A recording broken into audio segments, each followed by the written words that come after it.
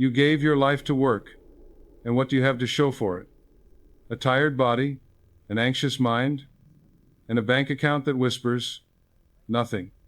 But this is not your destiny. You were not born to labor for crumbs. Within you is the same power that created the stars. And when you learn to direct it, you will never work for nothing again. In this message, you will learn how your subconscious mind has been programmed to expect little, to settle for scraps, to work and yet not receive. I will show you how to erase that false programming and replace it with the law of wealth, the law of belief. By the end, you will understand why some struggle in vain while others prosper with ease, and you will hold the key to prosperity in your own hand. You see, the world has told you a lie, that if you only work hard enough, you'll succeed. But look around. Do you not see thousands who labor harder than kings yet live poorer than beggars? That is not divine law. That is mental law gone wrong. Your poverty is not proof of fate, but of suggestion, planted in childhood, reinforced by fear, and accepted by your subconscious as truth. Tonight, we are going to tear up those weeds by the roots and plant a new garden in your mind. So here is what we shall do together. First, we will uncover the lie how poverty is programmed into the subconscious, often without your knowing. Then, I will give you the methods, the affirmations, the visualizations, the prayers that erase the lie and replace it with wealth consciousness. And finally, I will show you how to live daily in this new state, so that abundance becomes as natural to you as breathing. But along the way, I will reveal truths the world does not teach. Why gratitude in advance opens the door to riches, why resentment shuts the door to wealth, and why your subconscious accepts only what feels true, never what you merely wish. If you stay with me, you will discover the difference between laboring a lifetime for nothing and living in the freedom of true abundance. You've just heard me say that poverty is not in your wallet, it's in your mind. Now, here's something most people completely miss, and this might sound almost offensive at first, but it's the truth. Hard work alone does not guarantee wealth. If it did, the hardest working people on earth would be the richest, and you and I both know that isn't the case.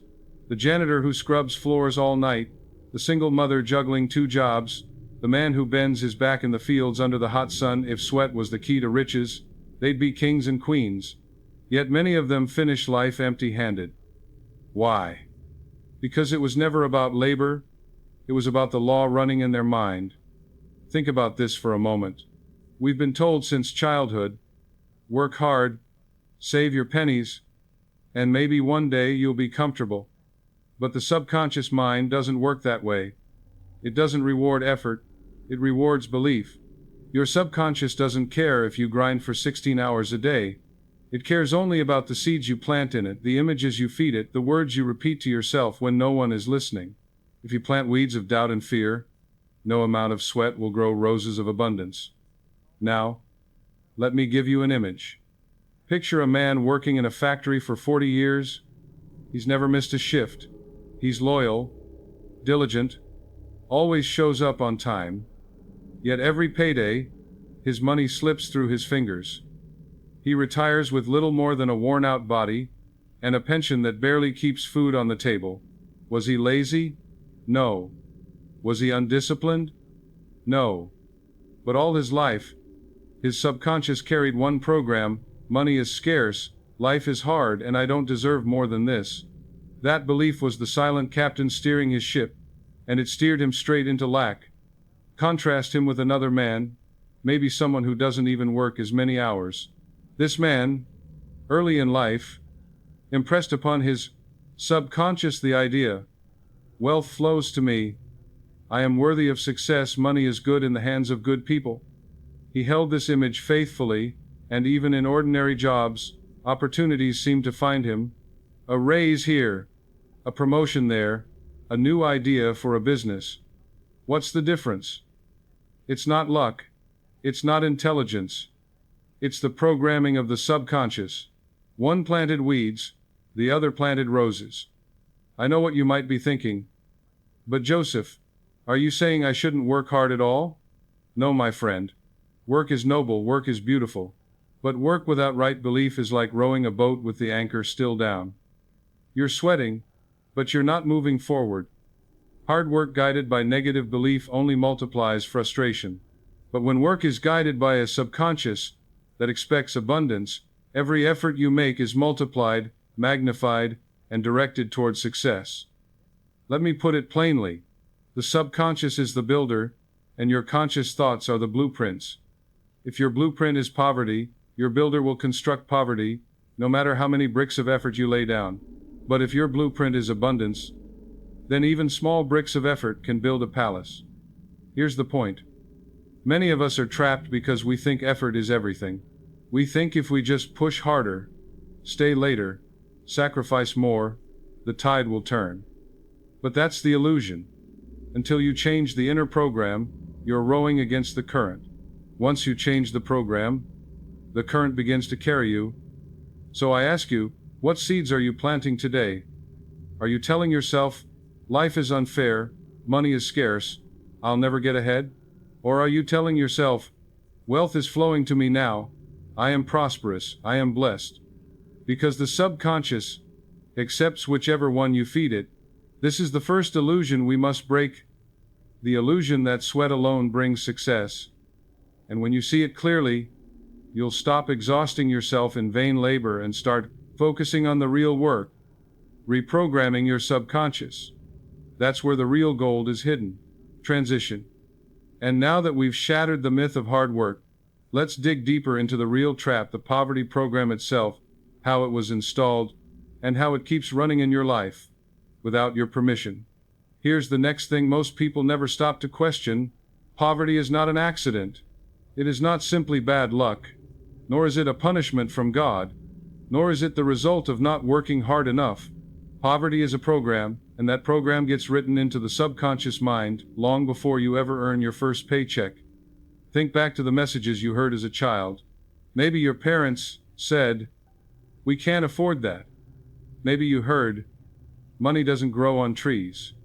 Maybe you listened to arguments about bills, or watched your father come home exhausted, talking about how life is just one long struggle to get by. Those words were not just sounds in the air. They were seeds. And because your subconscious never argues, it accepted those seeds as truth. It took them in like fertile soil takes in any seed, and from then on, it began to grow the reality that matched those ideas. I want you to picture the subconscious as a record player with a groove etched into it.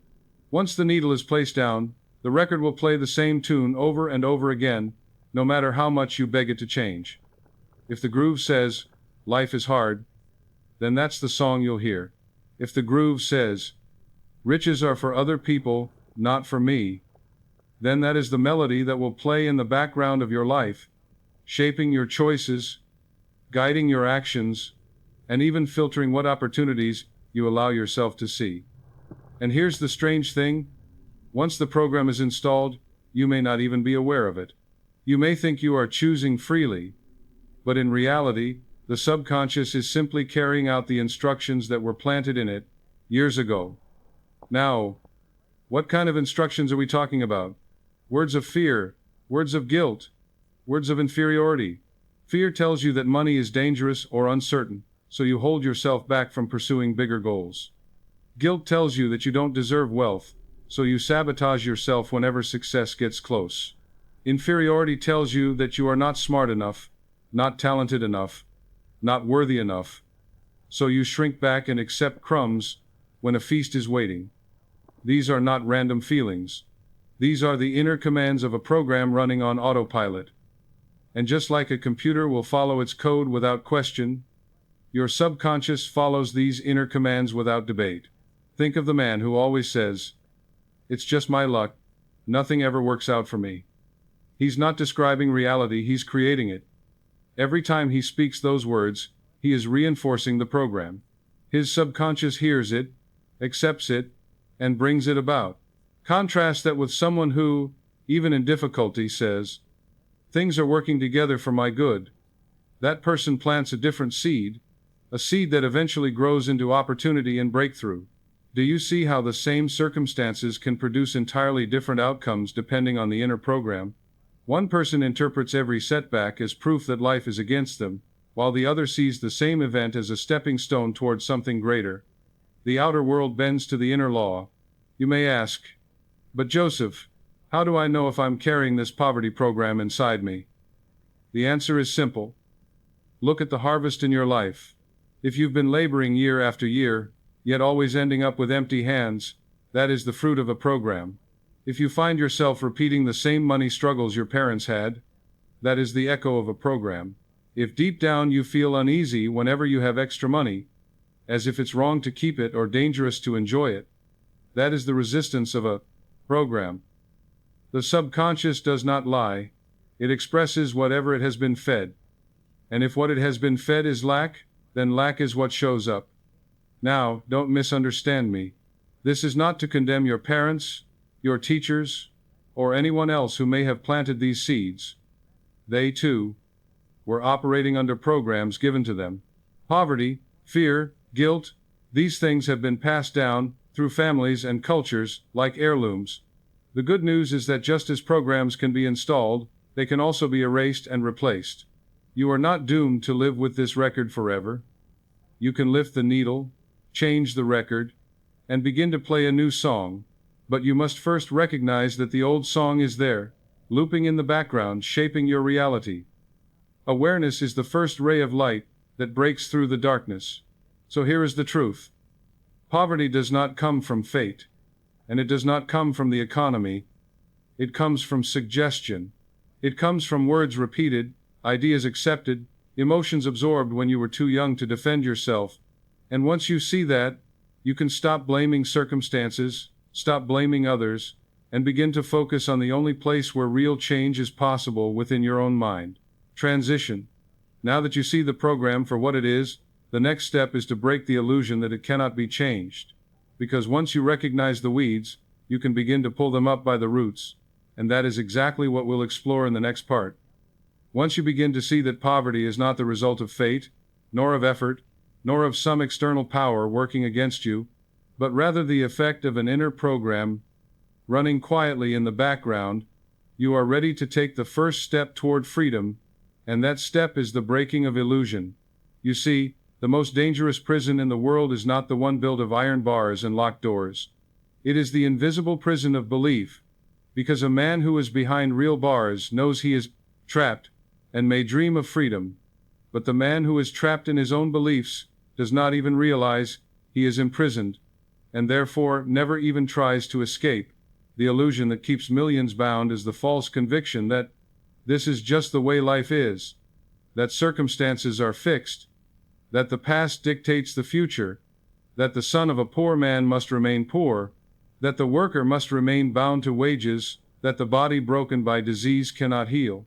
These are illusions, but they masquerade as truth, because they have been repeated so often and felt so deeply that the subconscious accepts them as reality and then produces evidence to match them. Think of it like a garden overrun with weeds. At first, you may not even notice the weeds, because they sprouted slowly and grew quietly, but after years you look around, and the flowers are choked out, the soil is dry, and the garden looks barren. If you did not know better, you might conclude that this garden was destined to be lifeless, that something about the soil was cursed. But the truth is simple. Weeds were planted, weeds were watered, and weeds were allowed to grow unchecked. And the moment you recognize them for what they are, you also recognize that they can be uprooted. That recognition is the beginning of freedom. Awareness itself is a pattern interrupt, to see the lie is already to weaken its hold, because the subconscious thrives on repetition and unconscious acceptance. But the moment the conscious mind shines light on the program and says, "Wait, this is not true, this is just a suggestion I once accepted," the grip of the illusion begins to crack. Let me give you an example. A young man once told me that every time he thought about money, he heard his father's voice in his head saying, "Money doesn't grow on trees." He never questioned it. It was just part of his inner soundtrack. And because of that phrase, deeply impressed on his subconscious, he lived with constant anxiety around money, as if it was some rare and unattainable thing that slipped through his hands whenever he touched it. One day, however, he stopped and asked himself, "Why am I repeating this? Why do I believe this?" He realized it wasn't a law of nature, it was just a sentence his father repeated out of his own fear. In that moment the illusion cracked. He began to replace that phrase with a new one. Money flows like air, it is abundant, and I am free to breathe it in. Slowly, the old weed withered, and a new seed began to sprout. His outer circumstances soon reflected this shift. Do you see? The recognition of illusion is itself the opening of the prison door. Now, what are the weeds that must be pulled? They are always the same, though they take on different disguises. Doubt, resentment, fear, and unworthiness. Doubt whispers, "It won't work for me." Resentment poisons the heart and says, "Others succeed unfairly, and I am left behind." Fear paints images of loss, sickness, and failure, until you begin to expect them as natural. And unworthiness whispers the cruelest lie of all. I don't deserve more than this. Each of these is a weed, and each of them thrives only in the darkness of unconscious acceptance. The moment you shine light on them, the moment you call them what they are, false beliefs planted long ago, they begin to lose their power. I must tell you plainly, the breaking of illusion does not require years of struggle, nor does it require elaborate rituals. It requires only the willingness to see, the courage to question, and the decision to plant new seeds. When you recognize that your financial struggles mirror the words of your father, your mother, your culture, that you are not living your life, but repeating theirs, you already begin to step into freedom. You stop blaming fate, you stop cursing circumstances, and you take responsibility for the soil of your own mind. And once you take that responsibility, you are no longer a victim of poverty programming. You are a gardener choosing which seeds to plant, which plants to water, and which weeds to remove. So hear me clearly. Breaking the first illusion is not about suddenly becoming rich overnight, nor is it about forcing yourself to believe something you cannot yet feel. It is about waking up. It is about saying to yourself, this story of lack, this pattern of struggle, this belief in scarcity, it is not me, it is not law, it is not destiny, it is just a suggestion I once accepted, and I can accept something new. That act of awakening is itself a seed of abundance, and once planted, it will grow if you nurture it with faith and gratitude. Transition. And now that we have seen how the illusion is broken, the natural question arises, if belief is the soil and suggestion is the seed, what is the law that governs whether these seeds grow into poverty or prosperity? That law is the law of belief, and once you understand it, you hold the master key to your destiny. Here is where the entire teaching turns, and if you understand this part, you will understand the secret of life itself. The subconscious mind, that deep soil where all seeds grow, does not move by accident, nor does it operate by chance. It moves according to law, and that law is simple, yet profound. According to your faith, be it done unto you. Those words, first spoken in Scripture, are not just religious poetry. They are a precise description of mental law. Whatever you believe with feeling, whatever you accept as true in the depths of your heart, your subconscious will accept as a command, and it will shape your outer world to match it. You see, faith is not a vague hope or a desperate wish. Faith is conviction. Faith is the mental blueprint impressed upon the subconscious with such certainty that it cannot help but become form. Now, let us pause and really consider this. Most people think of faith only in terms of religion, or they think of it as something mysterious, reserved for saints and holy men. But faith is simply the movement of the mind upon an idea until that idea feels real. You already live by faith every day, whether you know it or not. You have faith that the sun will rise tomorrow. You have faith that when you plant a seed in the ground, something will grow. You have faith that when you turn on a light switch, the bulb will glow.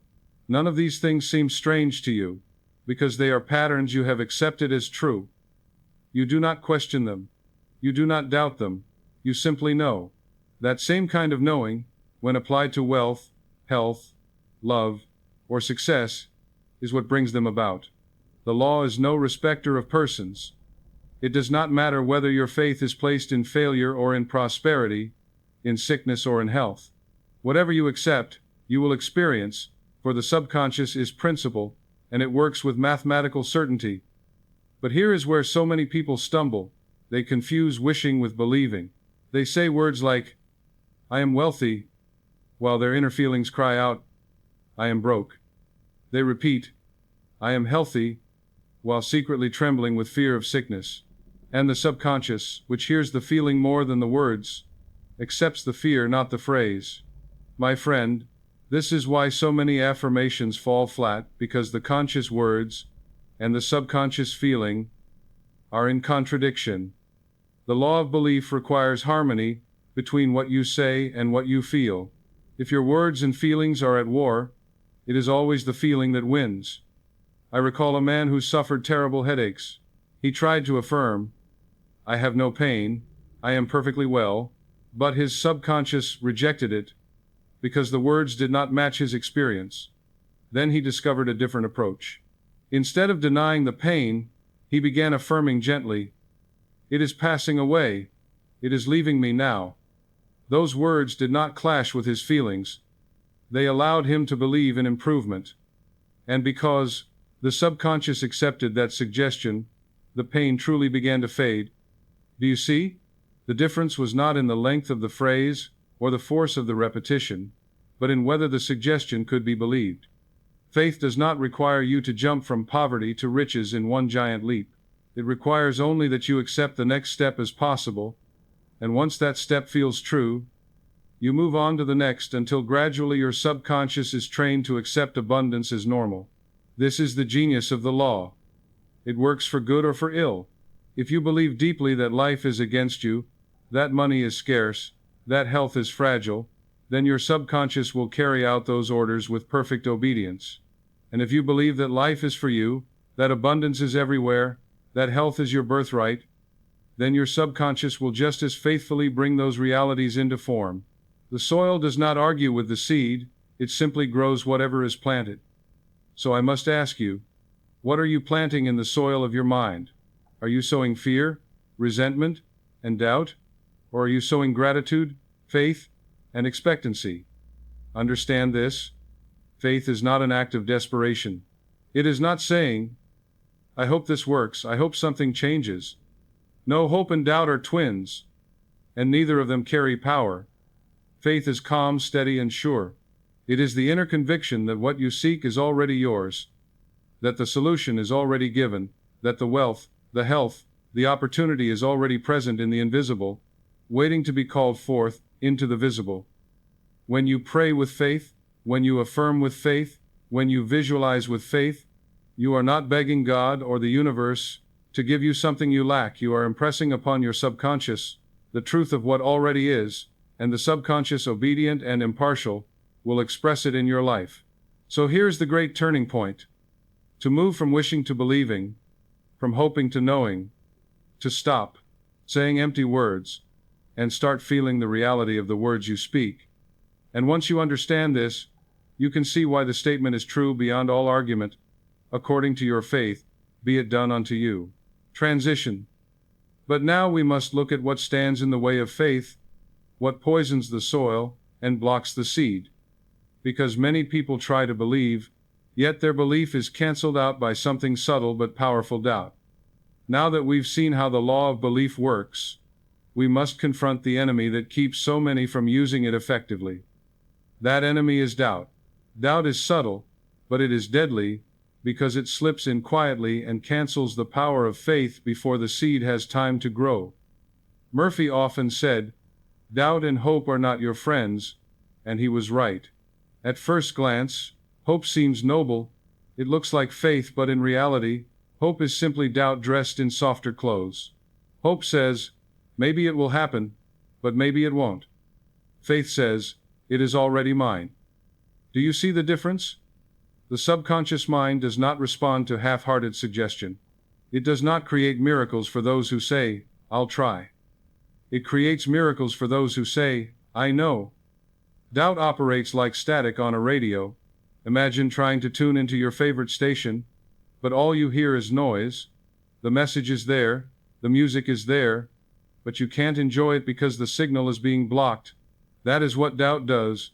to prayer, to affirmation, to visualization, the moment you say, I am wealthy, and then immediately think, but what if it doesn't work? What if I'm lying to myself? What if nothing changes? In that instant, the signal is scrambled, the message is lost, and the subconscious receives nothing but confusion. And the subconscious, true to its nature, will carry out that confusion in your life. Think about how many times you've said something positive, only to feel that negative whisper rise up inside. Who? Are you kidding? You know you'll never get ahead. You know this is impossible.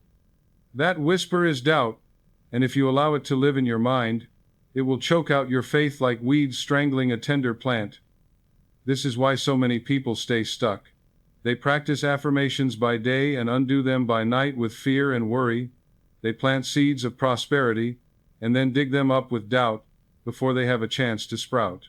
The subconscious cannot bring forth abundance when the conscious mind keeps feeding it mixed signals. Now, let's get practical here. How do you overcome doubt? You don't fight it directly, because fighting only gives it more life. The more you struggle with a negative thought, the more energy you give it. Instead, you replace it. You displace it with a stronger idea. If doubt says, I'll never succeed, you don't argue, you calmly affirm, I am succeeding now, in ways I see and ways I don't. If doubt says, what if this affirmation is just a lie? You answer, the power within me accepts this truth now. By repeating the positive, with calm conviction, over and over, you starve doubt of its strength. Slowly, the weeds dry up, and the flowers of faith bloom. And let me share this with you. Many of the greatest breakthroughs come, not when you're straining to believe, but when you relax and allow yourself to feel at ease. Doubt thrives in tension, in fear, in desperate trying. Faith thrives in peace, in calm assurance, in the gentle knowing that things are working out even if you can't yet see how. That's why the drowsy state before sleep is so powerful. In that relaxed condition, the conscious mind grows quiet, the static of doubt fades, and the subconscious becomes open to suggestion. Plant your affirmations there, in that soil of calm, and doubt has no room to argue. I remember a woman who told me she tried affirmations for weeks, but nothing seemed to change. Every time she said, I am wealthy, she immediately thought about her unpaid bills, and the doubt overpowered her. Then I asked her to change her approach. Instead of forcing herself to believe in sudden riches, I told her to affirm, every day, in every way, I am moving into greater prosperity. That felt believable. Her subconscious could accept it without resistance. Within months, new opportunities appeared, first a small raise, then a better position, then a business idea that grew into real success. The difference was not the number of hours she worked, but the removal of doubt. My friend, doubt is the thief that steals your harvest before you reap it. You cannot afford to entertain it, even for a moment. Each time it whispers, gently replace it with truth. Each time it rises up, calmly affirm the opposite. And above all, remember this. The subconscious responds to feeling more than words. If your words are positive, but your feeling is doubt, nothing changes. But if your words and feelings unite in faith, the subconscious will carry them out without fail. Transition. And once you see how doubt poisons faith, the next natural question is, what happens when faith runs free, unhindered, unopposed? What kind of power is unleashed when you believe fully and feel it as real? That is what we will uncover in the next section, the power of faith itself. Now that we have exposed doubt for what it is, the silent poison that cancels out belief, we can turn our attention to its opposite, the great medicine of the mind, the force that unlocks every door and melts down every obstacle, the one power that has moved mountains in every age and every culture, and that power is faith. Faith, my friend, is not a fragile thing reserved for saints and mystics. Faith is a mental law. It is the way the subconscious accepts ideas as true and brings them forth into reality. And once you understand this, once you see faith not as a mystical accident, but as a principle as real as gravity, then you begin to wield it consciously, and life itself begins to respond. What is faith? It is the inner conviction that the thing you desire is already accomplished. It is the feeling that what you pray for, affirm, or visualize is already yours in the unseen, waiting only for the right season to appear in the visible. Faith does not beg. Faith does not plead. Faith does not say, maybe. Faith says, it island. When you speak words with that tone of certainty, when you picture your future with that feeling of reality, your subconscious says, yes, this is truth, and begins to arrange people, events, and circumstances to match it. You don't have to know how it will happen. You don't have to map out the steps, for the subconscious is connected to the infinite intelligence, and it knows 1,000 ways to bring your good to you that you could never imagine. Your task is simply to believe, to feel the end is already accomplished, and to remain faithful to that vision. History is full of proof. Why do people recover from diseases doctors said were incurable? Why do some rise from poverty into wealth, against all odds? Why do some find love, success, and joy where others fail? The difference is faith. In the ancient world, people believed in healing waters, sacred relics, or the touch of a saint, and many were healed not because of the object itself, but because of the belief they placed in it. The subconscious does not question whether the channel of belief is logical or not. It simply responds to the conviction with which it is held. If a man believes with all his heart that a glass of plain water is holy, and will heal him, his subconscious accepts that suggestion, and his body responds with health. If a woman believes that her life is cursed and nothing ever goes her way, her subconscious accepts that suggestion, and her life unfolds in continual struggle. Faith is always at work. The only question is, where have you placed it? Think of the placebo effect so often observed in modern medicine. A patient is given a sugar pill, told it is a powerful drug, and yet the body heals. Why? Because the subconscious accepted the belief in healing and carried it out. Murphy said it clearly, there is only one healing power, and that is faith. Whether that faith is placed in a pill, a prayer, or a ritual, the result is the same. The subconscious responds to the belief. Imagine what becomes possible when you remove the middlemen, when you stop giving faith away to bones, waters, or symbols, and begin to place it directly where it belongs, in the infinite intelligence, within your own subconscious mind. That is when faith moves from scattered superstition to directed power, and miracles cease to be accidents and become the natural expression of law. I once counseled a man who was crippled with fear about money. He had read about affirmations, but every time he said, I am wealthy, his mind screamed back, liar. He felt like a fraud. His doubt was strong. So I told him, don't jump to the mountaintop all at once. Begin where you can believe. He started affirming, every day in every way I am becoming more prosperous. Opportunities are opening before me now. These words felt true, believable, within reach. His subconscious accepted them without resistance. Within months, he noticed new clients coming his way, unexpected income flowing, debts clearing. Faith grew stronger as he saw results, and soon he could affirm with confidence, I am wealthy. Wealth flows to me freely. The subconscious responded to the growing faith just as surely as soil responds to a growing seed. The power of faith lies in this. It works impartially. The sun shines on the just and the unjust. The law of buoyancy works for saint and sinner alike, and faith, too, works without favoritism. It will produce for the man who believes in sickness, just as it will produce for the man who believes in health. It will yield poverty to one who believes in sickness, in poverty, and riches to one who believes in riches. This is why we must guard our faith carefully, for whatever we consistently place it in, that is what life delivers back to us. If you constantly rehearse your failures, if you keep expecting disappointment, you are placing your faith in failure and disappointment, and the subconscious, impartial, and obedient will make sure you receive them.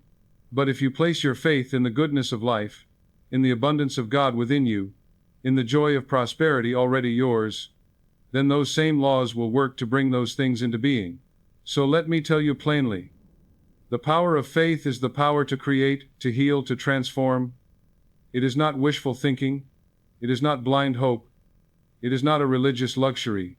It is the one force that directs the subconscious and through it, the whole of your destiny.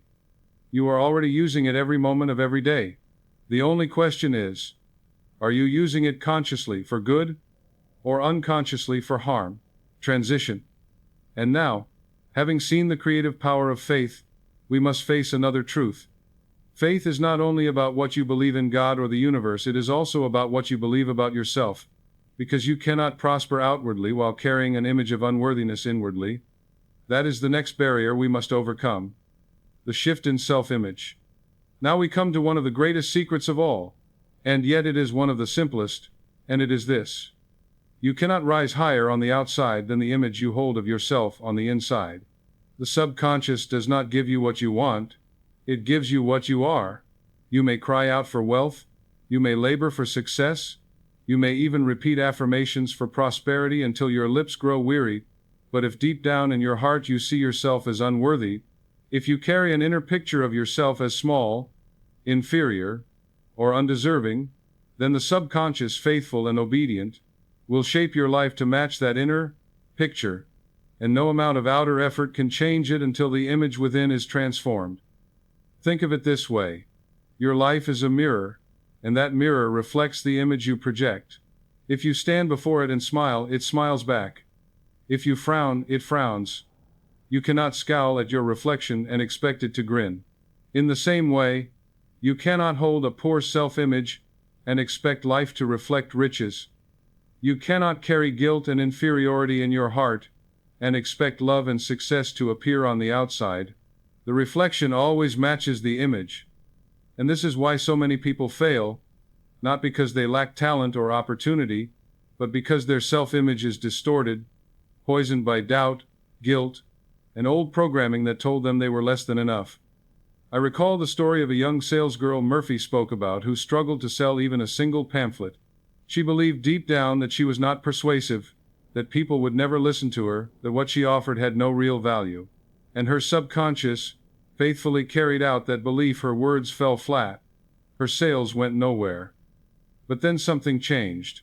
She caught the vision of herself as confident, enthusiastic, worthy of being heard. She began to see herself, in her imagination, making sales with joy and ease.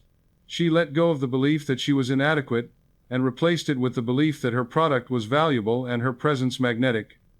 And almost overnight, her sales turned around. The world did not change her, self-image did. And the outer world, obedient as always, reflected the new image back to her. Now ask yourself, what image of yourself are you carrying today? Do you secretly see yourself as someone who always struggles, someone who just gets by? Do you see yourself as unlucky, as cursed, as someone who never quite measures up? If so, no matter how hard you try, your subconscious will keep recreating that same pattern. But here is the good news. Just as the old image was impressed upon you through repetition and emotion, a new image can be impressed the same way. You can begin, right now, to see yourself as worthy, as capable, as prosperous. You can begin to speak to yourself with words of love and confidence, instead of criticism and doubt. And if you hold that new image faithfully, your subconscious will accept it, and the outer reflection will begin to change. The shift in self-image is not just positive thinking, it is the foundation of transformation. If you affirm, "I am wealthy," but secretly see yourself as poor, the affirmation will fall on barren soil. But if you can see yourself in your imagination living in abundance, if you can feel what it is like to be successful, to be loved, to be healthy, then the subconscious accepts that feeling, and it begins to move heaven and earth to make it real. The imagination is the workshop of the mind, and whatever image you consistently build there with faith and feeling becomes the reality you live in. So let me say it plainly. You are not poor because you lack money. You are poor because you see yourself as poor. You are not sick because your body has betrayed you. You are sick because your inner image is one of weakness and fear. You are not lonely because love has abandoned you. You are lonely because you carry an image of yourself as unlovable. Change the image, and you change the outcome. Raise the picture you hold of yourself, and life will rise to meet it. And here is the beautiful truth. You don't need to know how it will happen. You don't need to force outer circumstances to shift. You need only hold the inner image faithfully, with gratitude and conviction, and the subconscious will find a way. Opportunities will appear, doors will open, people will respond differently to you, and you will look back one day and realize that your entire life has changed, not because of chance, but because you dared to change the picture in your heart. Transition. So now we uncovered the law of belief in its fullness. You reap according to your faith, and the image you hold of yourself determines the harvest. But this brings us to the next question. How do we plant new images? How do we impress new beliefs? How do we reprogram the subconscious for wealth instead of poverty? That is the work of affirmations, visualization, and gratitude, and that is where we turn next. Now that we have seen how belief governs your destiny, and how the image you hold of yourself determines the shape of your life, the question naturally arises. How do we change that image? How do we plant new beliefs? How do we reprogram the subconscious so that it produces wealth, health, and success instead of poverty, sickness, and failure? And the first great tool for this work is affirmation. And affirmation is not merely the repetition of words. It is the deliberate planting of new seeds into the soil of the subconscious mind. Every word you speak with feeling is a seed, and if you plant it consistently, if you water it with emotion, and repeat it until it takes root, it will grow into a harvest that matches the seed. Think of affirmation as a kind of mental medicine. If your subconscious has been poisoned by words of fear, doubt, and inferiority, then affirmation is the antidote, the healing word, that flushes out the old poison and replaces it with life-giving truth. And just as a doctor prescribes medicine to be taken daily, not just once, so affirmations must be repeated day by day, until the new pattern becomes natural. Murphy himself often advised simple phrases, short, clear, and powerful, that could be repeated until they sank into the subconscious. He taught that the best affirmations are not long speeches but short sentences that carry feeling, like wealth, success, repeated several times a day with conviction. Those two words, simple as they are, when spoken in a quiet, receptive state, can carry immense power. Why? Because they impress the subconscious with the image of success, and the subconscious, true to its nature, begins to make it real. Now, let us be clear. The power of affirmation is not in the words alone. Many people make the mistake of repeating words mechanically, like parrots, and then wonder why nothing changes. The subconscious does not respond to empty sound. It responds to feeling. If you say, "I am wealthy," 1,000 times with no belief, no emotion, no gratitude, then nothing will happen, for the words are not seeds at all. They are like stones tossed on the soil. But if you speak the words with even a spark of faith, with even a touch of expectancy, if you allow yourself to feel what those words mean, then the subconscious accepts them, and the seed begins to grow. I want you to imagine a man who has always been afraid of failure. He says, "I'll never get ahead. Nothing works out for me." His subconscious has accepted those words for years, and his life has faithfully reflected them. But one day, he begins to replace that phrase. Every morning, he sits quietly, closes his eyes, and says, "Every day, in every way, I am advancing, progressing, succeeding." At first, it feels strange. His mind whispers, "You're lying." But he persists. He keeps saying it, gently, calmly, with as much feeling as he can muster, and slowly, the subconscious begins to accept it.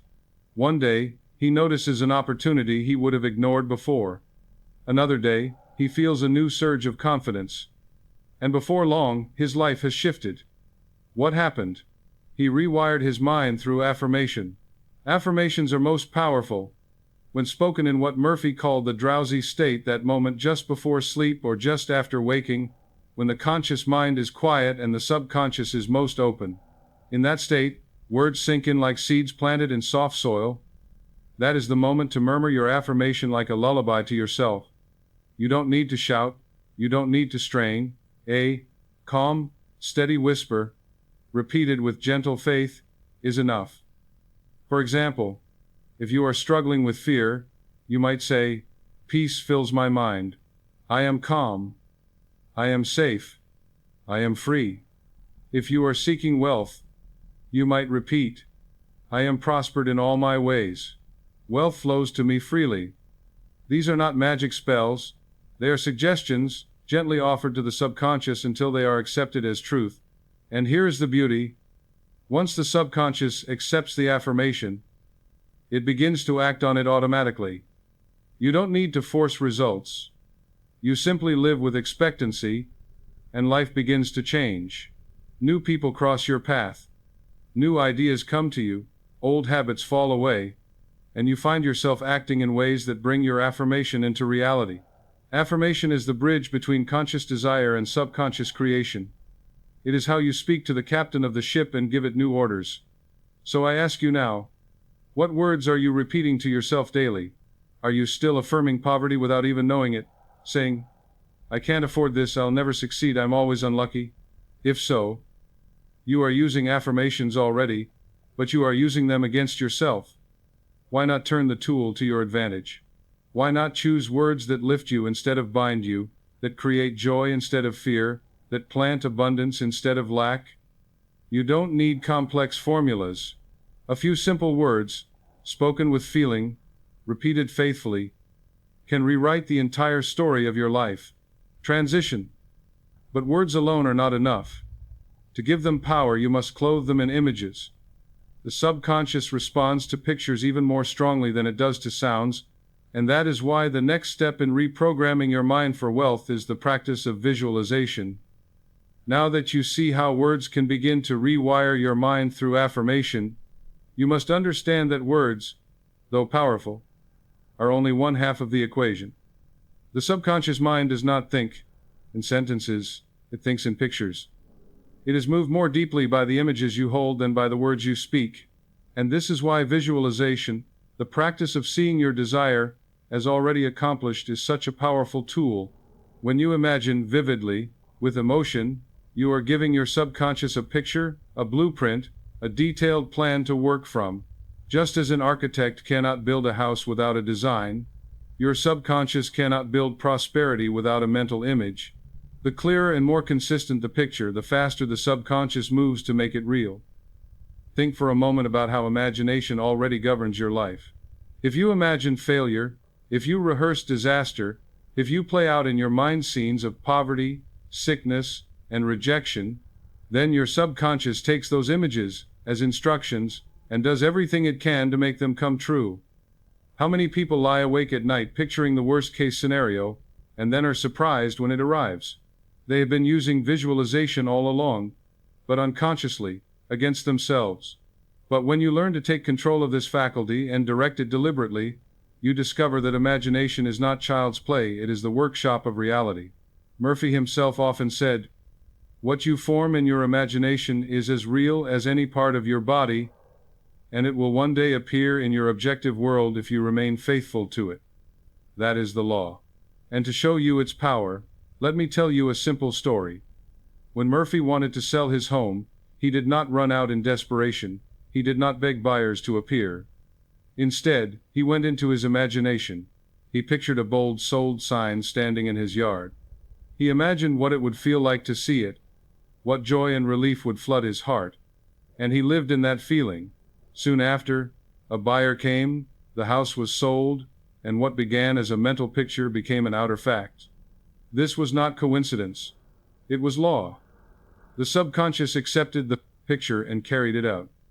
You can do the same with anything in life. If you desire wealth, do not picture bills piling up or debts crushing you. See yourself living in the home you love, giving generously, enjoying the freedom of abundance. Let that picture fill your mind until it feels real. If you desire health, do not dwell on sickness. See yourself strong, radiant, full of vitality. Imagine yourself walking with energy, laughing with ease, enjoying the wholeness of your body.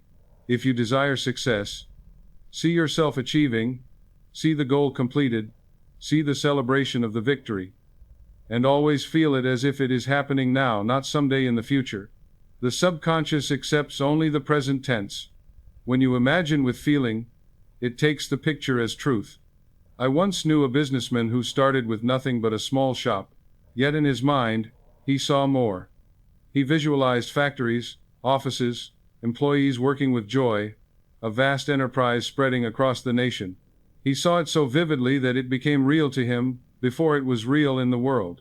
And because he carried that image faithfully, his subconscious went to work, guiding him to the right people, the right ideas, the right opportunities.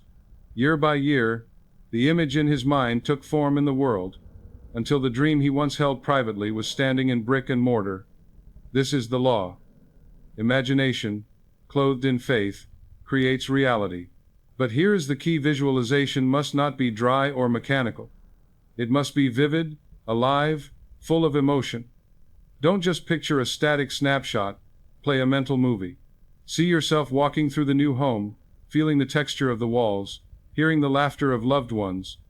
Smell the flowers in the garden, taste the food on the table. The more senses you involve, the more real it becomes to your subconscious. And above all, feel the joy, the gratitude, the excitement, as though it is already done. That feeling is the signal that tells your subconscious, this is real. And once the subconscious accepts it, it begins to draw it into your life through ways you could never predict. My friend, your imagination is not a toy. It is the doorway to the infinite.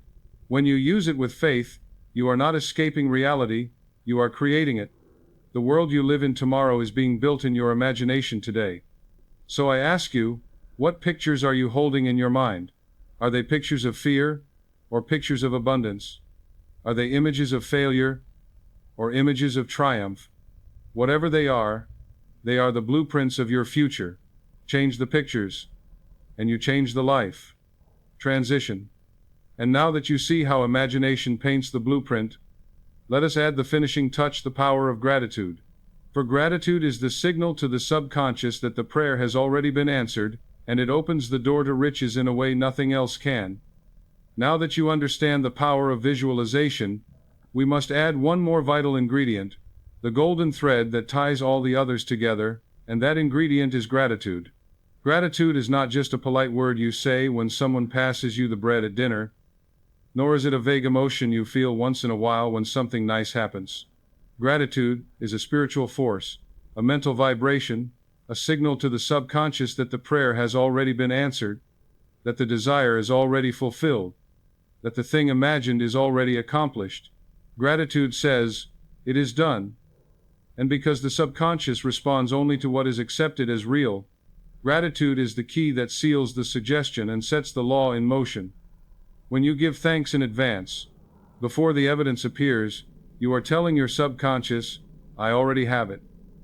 And the subconscious, impartial and obedient, accepts that feeling and begins to align your outer world to match it.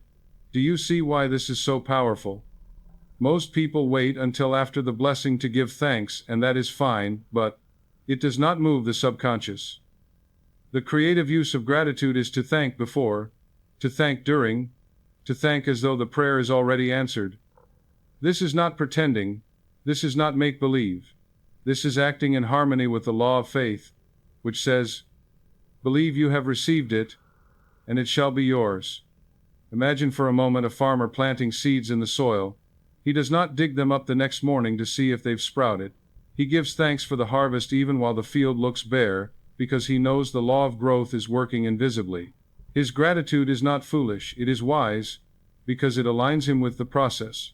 In the same way, when you visualize your wealth, your health, your success, and then give thanks for it as though it is already here, you are aligning yourself with the process of manifestation. You are resting in the certainty that the law is at work. Murphy often told people to anchor their affirmations with gratitude. If you affirm, wealth flows to me freely, then follow it with, I give thanks that abundance is mine now. That small addition transforms the statement from a wish into a reality, because gratitude makes it feel complete. Gratitude raises the emotional frequency, and the subconscious accepts it without resistance. The mind, that is grateful, cannot be fearful at the same time, cannot be resentful, cannot be doubtful. Gratitude dissolves all the poisons of lack and opens the heart wide to receive. I recall a woman who struggled for years with financial lack. She prayed, she begged, she repeated affirmations, but nothing seemed to change. One day, I told her to stop pleading and start thanking. Instead of saying, "God, please give me money," she began to say, "Thank you, Father, that money is flowing to me now. Thank you that all my needs are met. Thank you that I am rich in every way." At first, she felt like she was lying, but she persisted. She kept thanking, day after day, even when nothing seemed different. And then something remarkable happened. Unexpected income appeared, debts were cleared, new doors opened. Her outer life began to mirror the gratitude she had been expressing inwardly. She had discovered the law. Gratitude in advance opens the door to riches. And let us not forget, gratitude is not only for material wealth. When you give thanks for health, even while sick, you are impressing your subconscious with the image of wholeness. When you give thanks for love, even while alone, you are planting the seed of companionship. When you give thanks for peace, even while anxious, you are telling your subconscious that peace is already yours. Gratitude works in every area because it is the language of completion, the declaration that the good you seek is already present. So hear me clearly. Gratitude is not just good manners, it is mental law. It is the vibration of receiving. The more you practice it, the more your subconscious accepts abundance as normal, as natural, as inevitable. Gratitude is the voice of faith made audible. And when you live in that spirit, your life becomes a stream of blessings because you are always affirming, always feeling, always signaling to the subconscious that your prayer is answered. Transition. Now, if affirmations are the words that plant the seed, and visualization is the image that shapes the seed, and gratitude is the signal that the seed has already sprouted, then the question becomes, when is the best time to plant these seeds so they take root most deeply? And that is what we will discover next, in the practice of the drowsy state method. Now we come to one of the most practical and powerful techniques for impressing your subconscious mind, and it is one that Murphy himself emphasized over and over again, because it works with such simplicity and such certainty. It is what he called the drowsy state method. The subconscious mind, you see, is most open, most receptive, when the conscious mind grows quiet, and the conscious mind grows quiet most naturally in 2 moments of every day, just before you fall asleep at night, and just as you are waking in the morning. In these precious few minutes, the doors of the subconscious are wide open, and whatever suggestion you give it at that time sinks in with far greater power than at any other moment of the day. If you learn to use these 2 gateways wisely, you can reprogram your subconscious in ways that would take months of effort in your waking hours. Think about what usually happens when people drift off to sleep. They lie in bed rehearsing all the fears of the day, replaying arguments, worrying about bills, dreading tomorrow. And what are they doing in that moment? They are planting those images directly into the soil of the subconscious, and the subconscious, obedient as always, works on them through the night and brings them forth as new problems the next day. It is no wonder so many wake up anxious, tired, and defeated. They have been feeding their subconscious poison just before sleep. But you, my friend, can reverse this. Instead of giving the mind fear, give it faith. Instead of giving it images of lack, give it images of abundance. Instead of feeding it resentment, feed it forgiveness. The subconscious will take whatever you give it in those drowsy moments, and it will begin to reproduce it in your waking life.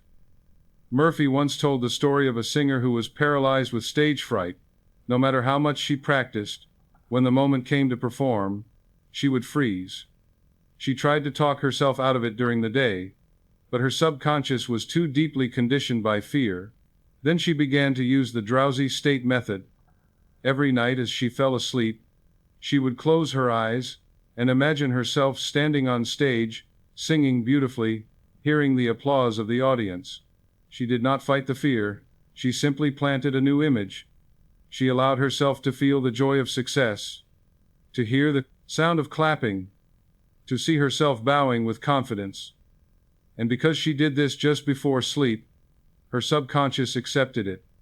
Within weeks, her fear melted away, and she sang with power and ease. The drowsy state had rewritten her program. You can use this same method for any desire. If you are struggling with money, lie quietly before sleep and imagine yourself counting large sums of cash, or depositing a check with joy, or receiving a letter of financial freedom. Feel the relief, the gratitude, the abundance as though it is happening right now. If you are seeking health, picture yourself walking with strength, running with energy, smiling with vitality. If you are desiring love, imagine yourself embraced, laughing, surrounded by affection. The more vividly you see it, the more deeply you feel it, the more surely your subconscious will accept it. And because you are in the drowsy state, there is no argument, no resistance. The conscious mind is too tired to protest, and the subconscious receives the suggestion like soft soil receiving seed. Some people say, "But Joseph, I fall asleep so quickly I cannot keep the images long." That is no problem. Even a few moments of focused visualization or affirmation in that state can be enough. You do not need to hold it for hours. A minute or two, filled with real feeling, is more powerful than 1,000 mechanical repetitions during the busy day. Others say, "But I forget to do it." Then make it a ritual. Place a note by your bedside that says, "What do you want to plant tonight?" Let that question remind you that every night is an opportunity to sow new seeds into your subconscious. And remember, the subconscious works while you sleep. While your conscious mind is resting, the deeper mind is awake, tending the garden, shaping the images, preparing the harvest. You may wake in the morning with a new idea, a sudden inspiration, a feeling of peace, or an unexpected opportunity. Do not dismiss these as coincidences. They are the fruits of the seeds you planted the night before. So let me ask you plainly, what have you been giving your subconscious in those drowsy moments? Have you been handing it weeds of worry or flowers of faith? Have you been falling asleep, rehearsing failure or rehearsing success? Each night, you hold in your hands the key to your destiny. Use it wisely, and your whole life will begin to transform. Transition. And now, to bring all of this together, let us return to the great image that ties it all, the garden of the mind. For the subconscious is soil, and affirmations, visualizations, and gratitude are seeds. What you water daily will grow, and what you neglect will wither. Let us explore this truth in the next part. All of these methods, affirmation, visualization, gratitude, and the drowsy state, come together in one great picture, one simple metaphor that reveals how the subconscious works. It is the garden of the mind. Your subconscious is soil. It does not choose what to grow. It does not argue with the seed. It does not decide which plant is better or worse. It simply receives, nurtures, and multiplies whatever you plant in it. If you sow roses, you get roses. If you sow weeds, you get weeds. If you plant seeds of fear, resentment, and poverty, the soil does not resist. It simply grows them, and your life becomes the field filled with thorns. If you plant seeds of faith, gratitude, and abundance, the same soil will grow those, and your life will blossom with beauty. The soil does not judge, it only obeys. And this is the great truth. You are the gardener. Think of it. Every thought you dwell on, every word you repeat, every image you hold in your imagination, these are seeds. Some of them are planted by others, without your knowing, handed down from parents, culture, religion, society. Some you plant yourself, deliberately or carelessly, but the soil of the subconscious does not discriminate. It grows whatever is sown, whether you wanted it or not. And here is where most people go wrong. They neglect the garden. They allow any passing thought, any careless word, any fearful image to be planted. They never weed, they never prune, they never tend. And then when the harvest comes, they are surprised to find themselves surrounded by lack and struggle. But no farmer would expect roses to grow where he planted nettles. Why then should you expect wealth when you have been planting poverty? Let me give you a picture. Imagine a man who spends all day saying to himself, I never have enough, life is unfair, I can't win. Each of these thoughts is a seed, and he plants dozens every day. He waters them with emotion. He repeats them often. He believes them deeply. Years later, he looks around at his barren life and says, See, I was right all along. But in truth, he was not right, he was faithful. Faithful in planting weeds, faithful in watering them, faithful in protecting them, the soil only obeyed. Now imagine another man who takes the same power, but plants different seeds. He says, I am prospered in all my ways, life supports me, abundance flows to me. At first the soil looks the same. At first the field seems empty, but he continues planting, he continues watering, and one day, sprouts appear. The weeds of the past begin to wither, and the new garden comes alive. Again, the soil only obeyed. The difference was in the seeds. This is why forgiveness is so vital, because resentment is a poisonous seed. If you plant resentment in the soil of the subconscious, it will grow into bitterness, misfortune, and sickness. You must weed it out by replacing it with love and blessing. This is why gratitude is so powerful, because gratitude is like rain that nourishes the seeds of abundance. This is why affirmations matter, because they are the deliberate sowing of seeds you actually want. And this is why visualization is essential, because it paints the picture of the harvest before it appears, and the soil responds to that image. So I say to you, do not leave your garden unattended. Do not let weeds of fear and doubt take root. Each day, plant deliberately. Choose your thoughts as carefully as a gardener chooses his seeds.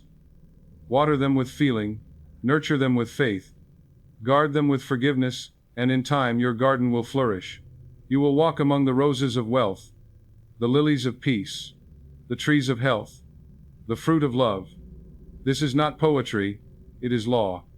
For the subconscious, like soil, will never betray the seed. And remember, a neglected garden quickly becomes overrun. If you do not plant abundance, the weeds of lack will plant themselves. If you do not affirm success, the seeds of failure will creep in. If you do not choose faith, fear will grow by default. You must be the conscious gardener, daily, patiently, faithfully, and the moment you decide to take charge of your garden, the moment you begin to plant with intention, the law begins to work for you instead of against you. Transition. And now that you see how the garden of the mind works, it is time to take the next step. For even the richest soil, even the most carefully planted seeds, can be destroyed if poisons are poured into it. And many people, without knowing, are poisoning their own garden every day with envy, resentment, fear, and guilt. Let us now uncover these mental poisons and see how to root them out. Now that we have seen how the subconscious mind is like a garden, faithfully growing whatever seeds you plant, we must address a problem that ruins more gardens than almost anything else. It is a poison that seeps into the soil, strangling the roots and turning healthy plants into withered stalks. That poison is envy. Envy is not just a passing thought. It is a vibration of lack. When you look at another person's success, and you feel resentment instead of joy, when you see someone prosper and you say, "Why them and not me?" you are poisoning your own garden. The subconscious mind interprets envy as a declaration of lack, as a statement that says, "I cannot have this good." And being faithful to your inner belief, it makes sure that what you envy stays far from you. Murphy taught that envy is one of the most dangerous attitudes you can entertain because it places you in a negative position. Instead of aligning yourself with abundance, you are aligning yourself with scarcity. You are saying to your subconscious, "There is not enough to go around, others having means I must go without." And the subconscious, impartial as always, carries out that belief. The result is that the more you envy, the less you attract. The more you resent the wealth of others, the more wealth escapes you. Envy closes the door of abundance and bolts it shut from the inside. Think of it this way. Imagine two farmers standing on the edge of their fields. One farmer looks at his neighbor's crops and says, "How wonderful, look how richly the soil has rewarded him. I bless that harvest, and I know my field will produce as well. That farmer is planting joy, blessing, and expectancy, and his subconscious will reward him with a harvest. The other farmer looks at the same crops and says, "It's not fair. Why should he have such plenty while I struggle?" That farmer is planting envy, bitterness, and lack, and his subconscious will dutifully bring forth weeds instead of grain. Both fields respond to what the farmer plants in them, not to what the neighbor has. I once counseled a man who could never seem to prosper. Every time a colleague received a promotion, he grew bitter. Every time a friend bought a new car or a new home, he would curse under his breath and say, "Some people have all the luck." He thought life was unfair, but in truth, he was poisoning his own garden. His subconscious received the constant suggestion of lack, and so lack kept showing up. When I told him to change his attitude, to bless the success of others, to rejoice in their prosperity as if it were his own, he resisted. But slowly he began to try. Each time he saw someone succeed, he said quietly, "I am grateful for their success and mine is on the way." At first it felt forced, but then it began to feel real. And soon after, opportunities began to appear for him, raises, contracts, investments. Why? Because he had stopped closing the door with envy and started opening it with blessing.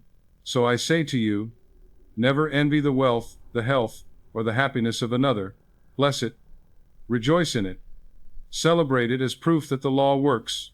When you see someone prosper, let that be evidence that prosperity is possible for you too. When you bless another's wealth, you are affirming that wealth is abundant, that there is more than enough to go around, that the same good can and will flow into your life. In this way, envy is transformed into inspiration, and resentment into faith. The poison is turned into fertilizer, and the soil of your subconscious becomes rich again. Remember this truth: what you resent, you repel. What you bless, you attract. The choice is yours every time you see another's success. Will you poison your garden with envy, or will you water it with blessing? The law will carry out whichever one you choose. Transition, and envy is only the first of these poisons. There is another that corrodes the mind, eats away at joy, and blocks the flow of abundance just as surely resentment. Let us now see how resentment, when left unchecked, strangles the harvest of prosperity, and how forgiveness can free you from its grip. If envy is a poison that seeps silently into the soil of the subconscious, then resentment is a poison that burns like acid, eating away at everything it touches, corroding joy, strangling peace, and blocking the flow of prosperity. Resentment is the refusal to release the past. It is the clenched fist around old wounds, the tight jaw that refuses to let go of an injury, the voice that keeps repeating, "They wronged me, and I will never forget." And while resentment pretends to punish the other person, in truth it only punishes the one who carries it. It is like drinking poison and waiting for the other man to die. The subconscious mind, filled with resentment, cannot prosper, because resentment is a vibration of lack, a declaration that says, "Life is unfair to me, and I am stuck in bitterness." And the subconscious, obedient as always, takes that suggestion and produces circumstances that mirror it: closed doors, strained relationships, lost opportunities, and even sickness in the body. Murphy told the story of a man suffering from cancer. The doctors could do little for him, but when Murphy spoke with him, he discovered that this man had been carrying a deep resentment for years, hatred toward a family member who had betrayed him. Murphy explained to him that unless he released that bitterness, unless he forgave, the subconscious would continue to reproduce the poison in his body. Reluctantly at first, the man began to imagine himself shaking hands with the relative, blessing him, wishing him peace. He repeated these visualizations daily, always in a drowsy state, until the image of forgiveness became real to him. Slowly, his health improved. The cancer diminished. His life extended. Why? Because forgiveness is freedom, and resentment is bondage. When he removed the poison from his subconscious, the soil became fertile again, and health returned. Think about how resentment works in daily life. Perhaps a friend wronged you. And you replay the scene over and over in your mind, reliving the anger, nursing the wound. Each replay is a new seed of bitterness planted in the subconscious. And each seed grows into thorns. Perhaps an employer treated you unfairly, and you hold that grievance in your heart. You think you are justified, and maybe you are, but the law of mind does not reward resentment, it reproduces it. You find yourself meeting the same type of unfair employer again and again, trapped in a cycle of bitterness. The law is impartial. It gives you what you impress upon it, and resentment impresses injustice, so injustice appears. But forgiveness, forgiveness is the great healer. Forgiveness does not mean approving of what was done, nor does it mean excusing it. It means releasing it from your mind, letting it go so that you are no longer chained to it. When you forgive, you are not setting the other person free. You are setting yourself free. You are cleansing the soil of your subconscious, removing the poison, and making room for love, peace, and abundance to grow. Murphy often advised people to affirm, "I fully and freely forgive everyone, and I go free." Repeat it until you feel it. Say it until the resentment loses its grip, and when the subconscious accepts it, you will feel a weight lifted, a peace restored, a current of prosperity flowing once more. I knew a woman who carried resentment against her ex-husband for years. She said she hated him, cursed him, and swore she would never forgive. And yet, she could not prosper. Every business venture failed, every relationship soured. When she finally realized that her bitterness was poisoning her own life, she began the practice of forgiveness. Each night, she would visualize him surrounded by light, happy, free, blessed. At first she resisted, but she persisted. And slowly her own life began to heal. New relationships blossomed, her business grew, and she found herself at peace. She was not doing it for him, she was doing it for herself. Forgiveness had broken the chains. So I ask you, whom are you still resenting? Who lives rent-free in your mind, poisoning your thoughts, stealing your peace? Whoever it is, release them now. Bless them, forgive them.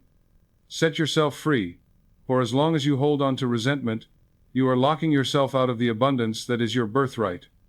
But, when you let it go, you open the floodgates of prosperity, transition. And yet, resentment is not the only poison. There is another, just as destructive, that paralyzes the mind, distorts the imagination, and plants weeds of disaster. It is the poison of fear, and unless you master it, fear will master you. Let us now expose fear for what it is, and learn how to replace it with faith. Fear is perhaps the greatest of all poisons, because it operates silently in the background of the mind, shaping thoughts, coloring imagination, and planting seeds of disaster that grow into bitter fruit. Fear is the great paralyzer. It makes men shrink when they should advance. It makes women retreat when they should rise. It paints terrifying pictures on the screen of the mind and then commands the subconscious to make those pictures real. You see, the subconscious does not argue. It does not say, "That's only imagination." No, when you dwell in fear, when you rehearse danger, when you worry day after day, the subconscious accepts those pictures as commands.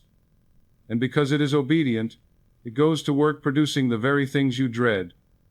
Fear is faith inverted. Faith says, "It is done unto me for good." Fear says, "It is done unto me for harm." Both work by the same law, but one produces blessings, and the other produces curses. Think for a moment about how fear grips the imagination. A man fears losing his job, and he begins to picture himself unemployed, desperate, unable to pay his bills. He rehearses this image so vividly that he feels the anxiety in his body. He sees himself explaining his failure to his family. He hears the conversations in his mind. And what happens? His subconscious, faithful as always, begins to move circumstances toward that very outcome. He misses opportunities, he sabotages himself, he attracts exactly what he feared. This is not punishment, it is law. For the law of belief works impartially, whether you believe in success or in failure. Fear is like watering weeds. Each fearful thought, each anxious picture, is a seed planted and the more attention you give it, the more it grows. People imagine sickness until their bodies reflect it. They imagine poverty until their finances collapse. They imagine loneliness until they drive others away. And yet, the same power that produces disaster when used negatively will produce abundance when used positively. The imagination is neutral. The subconscious is impartial. It will grow roses or thorns depending on what you plant. I recall a man who was constantly afraid of losing his health. Every small ache, every minor symptom, he magnified in his mind until he was convinced he was dying. Doctors found little wrong with him, but his fear made him sick. His subconscious, impressed with images of disease, began to produce disease. When he finally learned the law, he began to reverse the pictures. Each night before sleep, he visualized himself running, laughing, filled with energy. He affirmed, "God's life is flowing through me, vitalizing every cell of my body." Slowly, the fear lost its grip, the images of health grew stronger, and his body responded. Where once he had fear, now he had faith, and the same law that had produced sickness began to produce health. Fear thrives in secrecy. The more you nurse it silently, the stronger it grows. But the moment you expose it to the light of truth, it begins to wither. When fear rises, do not run from it. Face it, replace it. Affirm the opposite. If fear says, "I will fail," affirm, "I am succeeding now." If fear says, "I will lose," affirm, "I am gaining." If fear says, "I will die," affirm, "I live in God's eternal life now." The subconscious cannot hold two opposite images at once. When you persist in the positive, the negative dissolves. Understand this. Fear is not reality. It is a picture, a shadow, a suggestion. And because it is only a suggestion, it can be refused. You do not have to accept every picture that flashes through your mind. You can say no. You can choose. And every time you replace fear with faith, every time you replace the picture of disaster with a picture of success, you are planting new seeds, you are healing the soil, you are reclaiming the garden of your mind. So I ask you, what pictures have you been watering with fear? What disasters have you been rehearsing in your imagination? Stop feeding them. Stop watering them. Starve them out by feeding faith instead. For the law is impartial. It will grow whatever you plant. Let fear die of neglect, and let faith flourish by attention. Transition. And so we have seen envy, resentment, and fear, all poisons that choke the soil of the subconscious. But there is still one more toxin, perhaps the most subtle and most damaging of all: guilt and unworthiness. For if you secretly believe you do not deserve wealth, no affirmation, no visualization, no prayer can take root. Let us now uncover the final poison, and the antidote that heals it: love and self-worth. We have now seen how envy corrodes the soul, how resentment poisons the body, how fear paralyzes the mind. And yet there is one more subtle toxin that seeps into the subconscious and blocks the flow of abundance, perhaps more than any other, and that is guilt and unworthiness. This is the hidden poison that whispers in the dark corners of the mind. You do not deserve wealth. You are not worthy of happiness. You are unfit for love. And though it may not scream as loudly as fear, it works more destructively, for it undermines the very foundation of faith. For how can a man believe in prosperity if deep down he feels undeserving? How can a woman affirm abundance if secretly she feels guilty for wanting more? This is why so many prayers go unanswered, why so many affirmations fall flat, because the words spoken outwardly are contradicted by an inner conviction of unworthiness.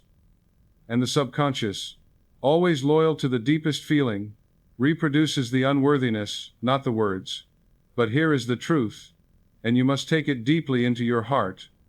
You are worthy, not because of anything you have done or failed to do, not because of any title you hold or do not hold, not because of any approval from others, but because you are here, because you are alive, because the life of God breathes through you.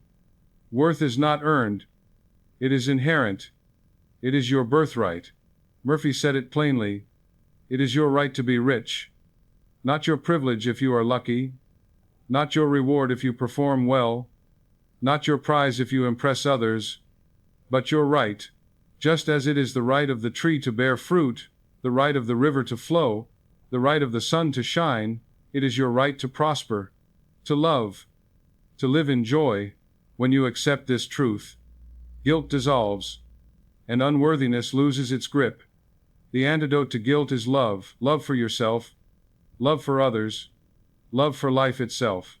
Love is the highest vibration, the greatest power, the cleansing fire that burns away all poisons. When you affirm love, when you feel love, when you send love, you are telling your subconscious, I am one with the source of all good, and that source delights to prosper me. Murphy often advised people who struggled with guilt to affirm, God's love fills my soul and prospers me now.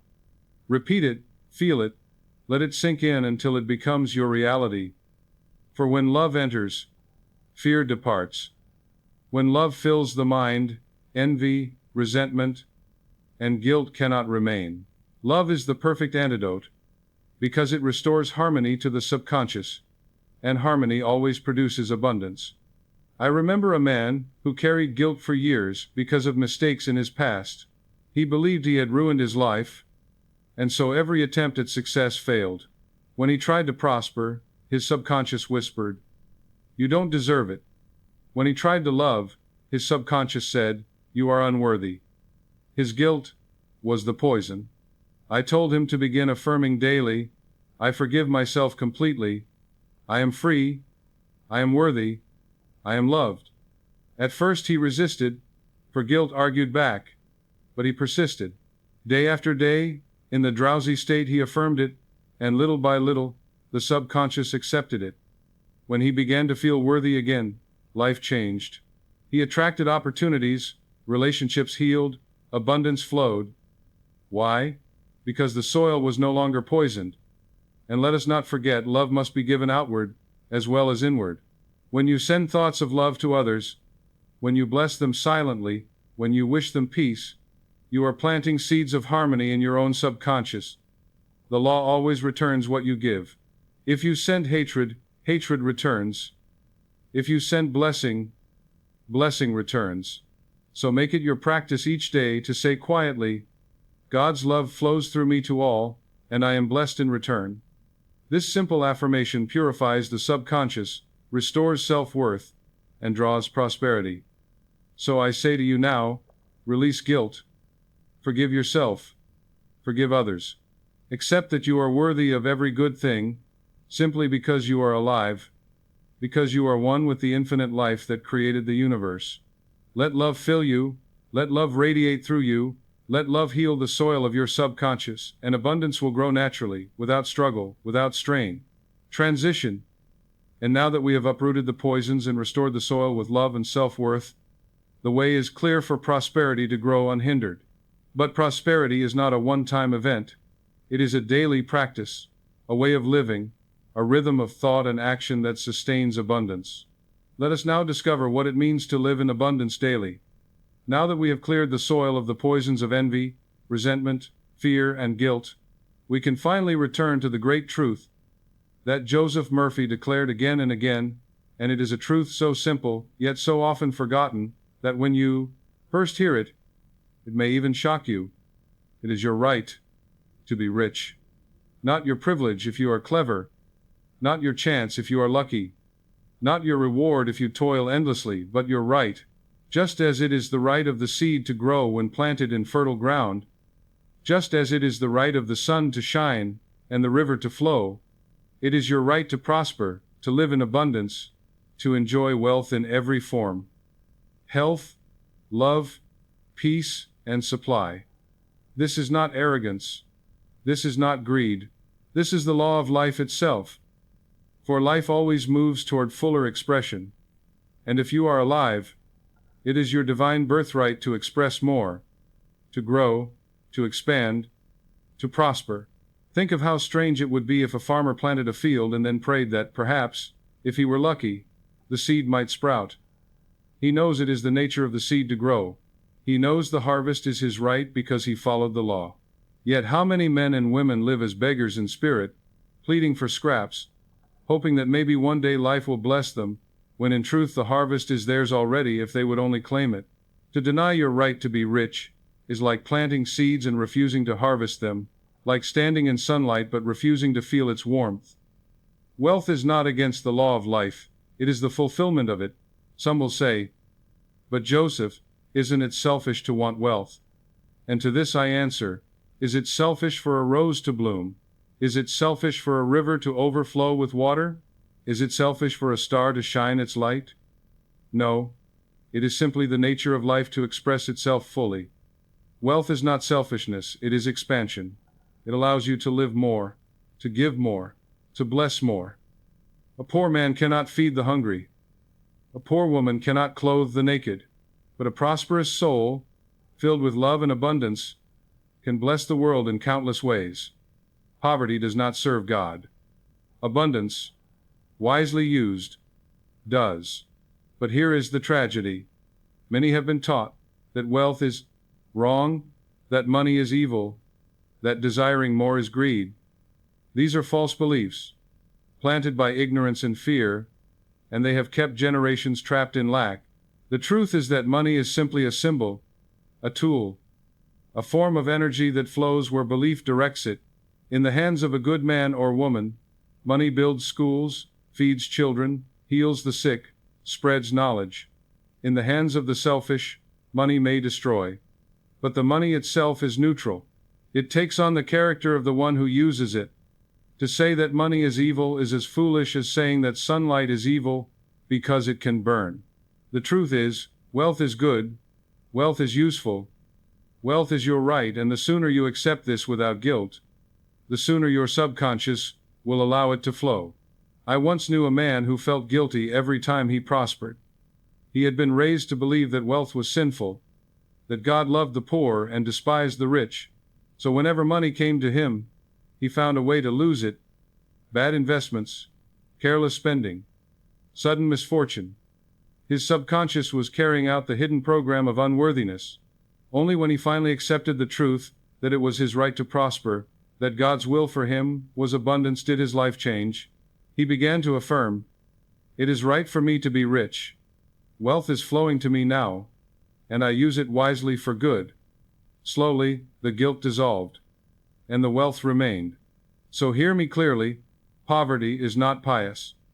Lack is not holy. Misery is not divine. To be poor is not to honor God, it is to deny the law of life. To be rich, to prosper, to live fully, that is to honor the Creator, for it is to let His life flow through you without obstruction. You are not meant to scrape by, you are meant to thrive. And when you thrive, you bless others, for your abundance becomes their opportunity, your overflow becomes their blessing, your prosperity becomes their encouragement. So claim it now, without apology, without hesitation. It is my right to be rich. Say it with conviction, with love, with joy. Plant it in the soil of your subconscious until it becomes your natural belief.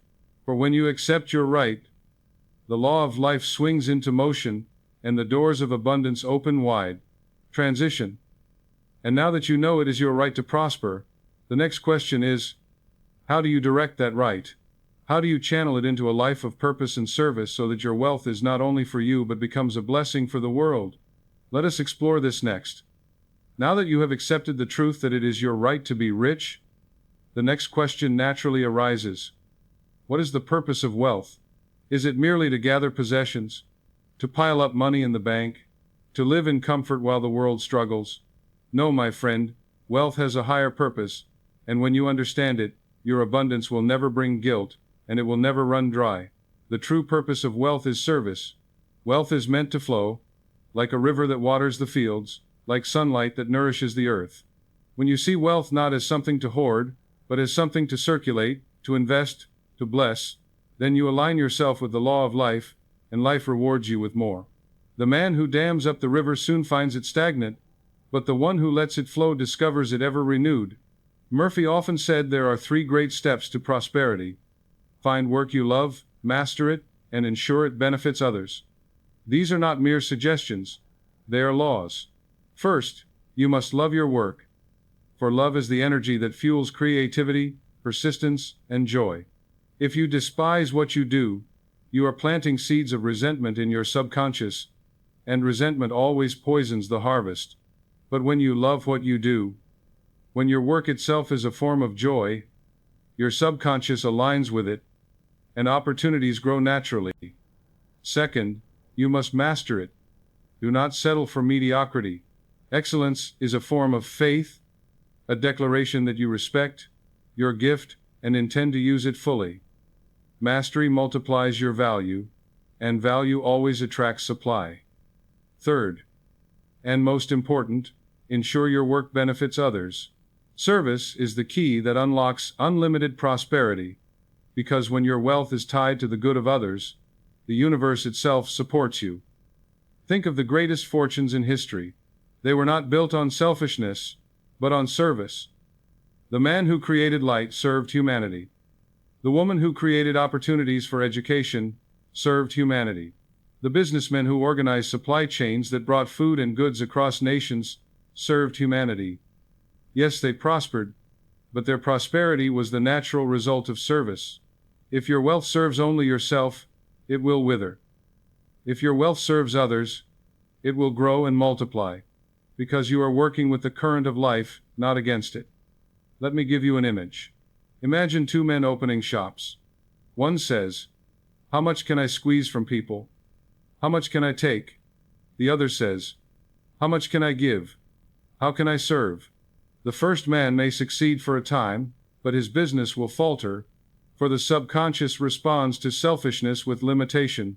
The second man, even if he starts small, will grow, for service plants seeds of goodwill, gratitude, and expansion, and those seeds cannot fail to produce a harvest. The subconscious, impressed with the idea of giving, will open doors for receiving, for the law is always, "Give, and it shall be given unto you." I once knew a teacher who struggled financially because she believed her work was insignificant. When she began to affirm, "My work is valuable, my service blesses others, and I am richly rewarded," her attitude changed. She began to see her teaching as service, not as drudgery. Soon, students were drawn to her, opportunities multiplied, and her income grew. What changed? Not the world around her, but the image within her. She aligned wealth with purpose, and purpose with service, and prosperity followed. So let me say it plainly. Wealth without service is empty. Wealth with service is divine. You were not born to scrape and clutch, but to give and grow. The more you serve, the more you prosper, and the more you prosper, the more you can serve. This is the sacred cycle of abundance, and when you enter it, you never fear lack again. Transition. And now that you see how wealth must be tied to service, we must add one more truth. Belief alone is not enough. You must combine belief with action. The subconscious gives you the ideas, but the conscious must carry them out. Let us turn now to the union of belief and action. Now that we have seen how wealth is your right, and how its highest purpose is found in service, we must take one step further. For many people hear these truths, they affirm them, they visualize them, they even feel gratitude for them, and yet they stop short. They wait for life to deliver without ever lifting a hand. They confuse faith with passivity. They think that belief alone is enough, and so they sit idle, dreaming of riches while opportunity passes them by. But the law of life is not idleness, it is movement. The subconscious mind is the builder, yes, but the conscious mind is the worker, the executor, the hand that carries out the plan. Belief must be married to action. Imagination must be followed by movement. Prayer must be followed by response.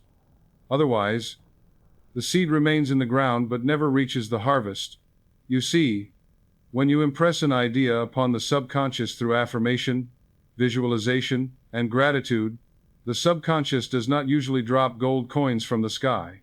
Instead, it presents you with an idea, an urge, a nudge, a hunch. It arranges circumstances, introduces you to people, opens doors, but you must walk through them. The subconscious may give you the blueprint, but you must pick up the hammer. The subconscious may give you the melody, but you must sing the song. When faith and action unite, the law comes alive, and abundance flows. Without action, faith remains a dream.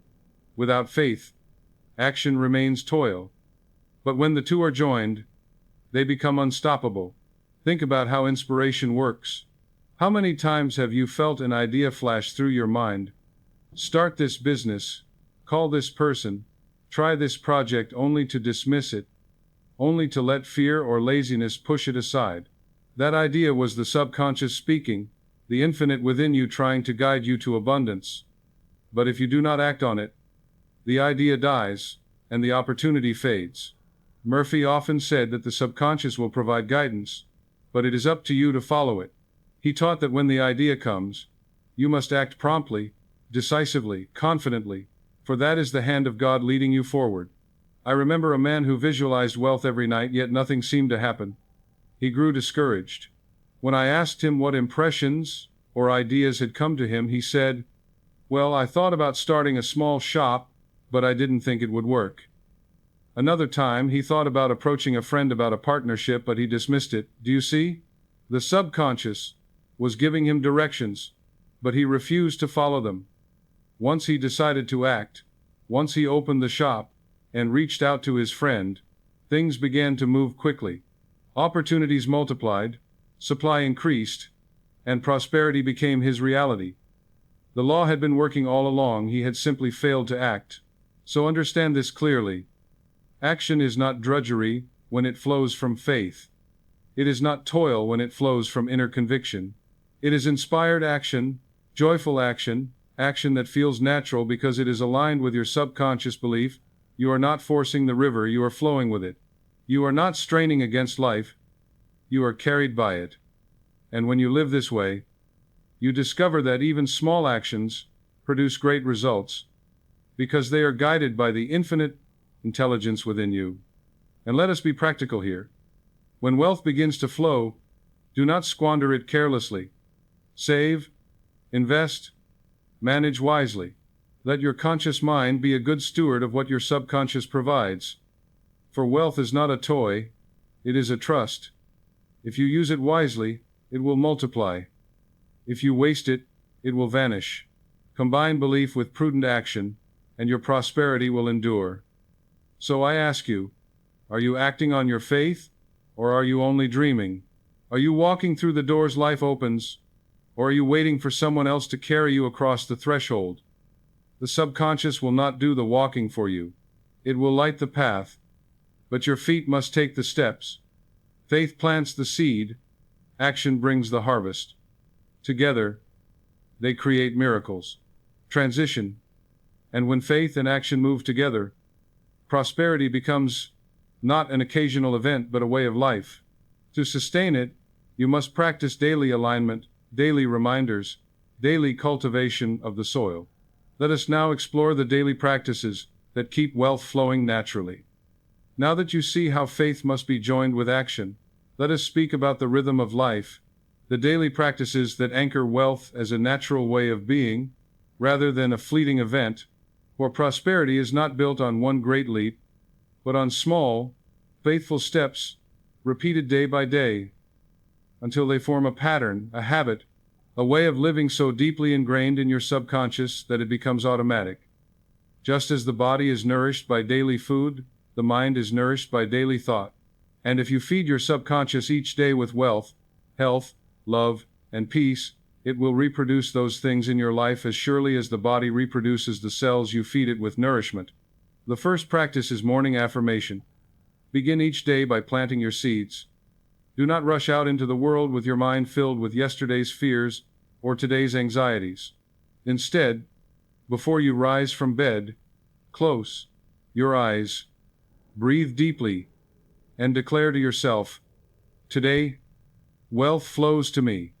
Today, I am blessed. Today, I give and receive abundance." Speak it slowly, with feeling, as though it were already happening, and let that set the tone for the day. Murphy often said that the morning is the rudder of the day, and if you set it right, the whole day flows smoothly. Do not let the rudder be turned by worry. Seize it with faith. The second practice is visualization in the evening. Just as the morning sets the tone, the evening sets the seed. Before sleep, take a few minutes to picture the life you desire as already complete. See yourself healthy, prosperous, joyful. Live in the end, as Neville Goddard used to say, imagine the wish fulfilled. Feel gratitude as though it were already yours. Drift into sleep with that picture in your mind, and the subconscious will work on it through the night, turning it into form. Murphy always emphasized the drowsy state before sleep, because in that state the conscious mind relaxes, and the subconscious is wide open to receive suggestion. Make it a ritual, and your life will slowly reshape itself to match the images you plant. The third practice is gratitude throughout the day, not just in the morning or evening, but constantly, as a rhythm, as a heartbeat. Say quietly to yourself, "Thank you," as you walk, as you work, as you breathe. Gratitude is the signal of completion, the language of faith. It tells the subconscious, "This is already done." And the more you practice gratitude, the more you tune your whole being to the vibration of abundance. Gratitude dissolves fear, cancels resentment, erases envy. It keeps the soil of the subconscious rich and fertile. The fourth practice is forgiveness. Each day, check your heart. If you find resentment, bitterness, or anger, release it. Affirm, "I forgive fully and freely, and I go free." Do not allow the weeds of resentment to choke your garden. Daily forgiveness keeps the first two channels of abundance open. It prevents the poisons from returning. Remember, forgiveness is not for the other person, it is for you. It clears your subconscious so that wealth and peace can flow. The fifth practice is expectation. Walk through your day, expecting good. Expect opportunities. Expect blessings. Expect supply. Do not live as though life is against you. Live as though the universe is conspiring for you. For expectation is faith in motion. If you expect nothing, you receive nothing. If you expect abundance, you attract abundance. Carry yourself with the quiet assurance that life is on your side, and your subconscious will align with that expectation. And let me remind you, these practices are not burdens, they are joys. They are not chores, they are nourishment. Just as a gardener delights in watering his flowers, so should you delight in watering your subconscious with affirmations, visualizations, gratitude, forgiveness, and expectation. They are the daily sunlight, the daily rain, the daily care that keeps the garden flourishing. Without them, weeds creep in. With them, roses bloom. So I ask you now, what is your daily rhythm? Are you beginning your mornings with worry or with faith? Are you ending your evenings with fear or with vision? Are you walking through your day in complaint or in gratitude? Your practices, repeated daily, are shaping your future. Choose them wisely, and abundance will cease to be a struggle and become a natural way of life. Transition. And as you practice these things faithfully, you will begin to notice signs subtle at first, then undeniable, that your subconscious is being reprogrammed. These signs are proof that the law is at work and that prosperity is already taking form. Let us now look at these signs, so you may recognize them and not miss the blessings when they arrive. Now, my friend, when you begin to practice these truths, daily affirmations in the morning, visualizations in the evening, gratitude as a constant rhythm, forgiveness as a cleansing ritual, and expectation as the atmosphere in which you live, you may wonder, how will I know it is working? How will I know my subconscious has begun to accept the new seeds? And the answer is this: the signs will appear, quietly at first, like the first shoots breaking through the soil in spring, then more boldly, until they cannot be denied. Just as a farmer looks for the green stalk as evidence that the harvest is on its way, so too can you look for certain signs that the reprogramming of your mind is taking root. The first sign is inner peace. Where once there was constant worry, you begin to notice moments of calm. Situations that would have sent you spiraling into fear now seem less threatening. You feel an undercurrent of assurance, as though something deep within is whispering, "All is well." That peace is not imagination, it is your subconscious beginning to align with faith instead of fear. It is the soil healing itself. becoming fertile again. The second sign is intuitive nudges. You will begin to feel sudden urges, gentle promptings, flashes of inspiration. Call this person, try this idea, go to this place. At first, you may dismiss them as random thoughts, but if you follow them, you will discover they lead to opportunities, connections, and blessings. These nudges are the language of the subconscious, guiding you toward the harvest you have planted. Murphy often said, "There are no accidents, only law in operation." When you find yourself in the right place, at the right time, when coincidences multiply, know that it is the subconscious carrying out its orders. The third sign is synchronicity. Things begin to line up in ways you could not have arranged. You meet people who have exactly what you need. Doors open without effort. Resources appear just when required. The outer world begins to echo the inner change, as though life itself is conspiring to bless you. Do not dismiss these, as chance they are the fruits of the seeds you planted in faith. The fourth sign is the softening of resistance. Old habits lose their grip. Resentments you once clung to now seem pointless. Fears that used to dominate you begin to fade. You feel lighter, freer, more open. This is the subconscious letting go of old programming, clearing space for the new. It is as though weeds are withering, making room for the roses.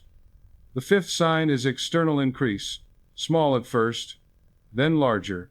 An unexpected gift, a raise, a new client, a creative idea that brings income.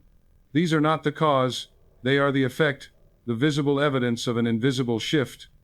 As within, so without. The harvest always follows the seed, and the more faithfully you continue your daily practices, the more the harvest multiplies. I once knew a man who began practicing affirmations for prosperity. At first, nothing seemed to change, but after a few weeks, he noticed he felt calmer. Then he had the sudden idea to call an old acquaintance. That call led to a business opportunity. Then, as he pursued it, he found himself meeting the right people, making the right moves. Within a year, his financial life was transformed. He told me later, "The strangest part was that it felt natural, as though it had always been waiting for me." That is how reprogramming works. It does not force. It does not strain, it unfolds, naturally, like a tree growing from seed. So, if you have begun this journey and you are wondering whether it is working, look for these signs: peace, inspiration, synchronicity, freedom, increase. They are the green shoots, the blossoms, the first fruits. Do not despise them if they seem small. Rejoice in them, for they are proof that the law is working, and the law, once set in motion, cannot fail. The harvest will come. Transition. And so, my friend, we have journeyed together through the poverty programming trap, how it is planted, how it poisons, how it can be uprooted, and how the garden of your mind can be filled with the flowers of wealth and peace. Now, let us bring it all together in a closing that anchors the truth in your heart and points you to the next step in your journey.